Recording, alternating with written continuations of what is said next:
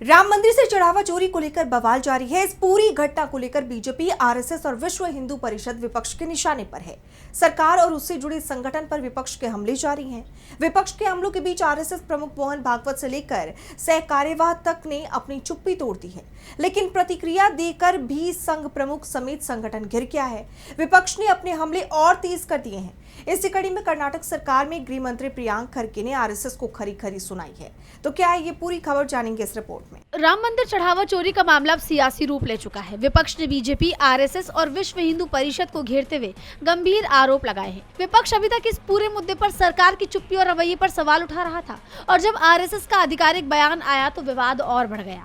आपको याद होगा कि अभी हाल ही में आरएसएस के सह कार्यवाह दत्तात्रेय होसबोले ने इस घटना की कड़ी निंदा की थी और दोषियों के खिलाफ सख्त कार्रवाई की मांग की थी।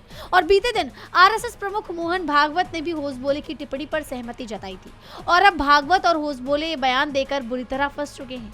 कांग्रेस के सीनियर लीडर और कर्नाटक सरकार में गृह मंत्री प्रियांक खरगे ने भागवत को उन्हीं की टिप्पणी पर घेर लिया है। प्रियांक खरगे ने आरएसएस की जमकर आलोचना की है। उन्होंने आरएसएस पर सवाल उठाते हुए कहा कि फंड में गड़बड़ी करने वालों को सजा देने का नैतिक अधिकार आरएसएस को कैसे मिल गया। उन्होंने कहा कि आरएसएस लीडरशिप ने इस मामले में इतनी देरी क्यों की। प्रियांक खरगे ने सवाल किया कि वो सजा की मांग करने वाले कौन होते हैं, उन्होंने इतना इंतजार क्यों किया, उनके अपने लोगों ने ही ऐसा किया है। मुझे यकीन है कुछ फंड उनके पास भी गया होगा। इस दौरान प्रियांक खरगे ने संकेत दिया कि फंड इकट्ठा करने वाले संगठनों में गहरी अंदरूनी मिलीभगत हो सकती है।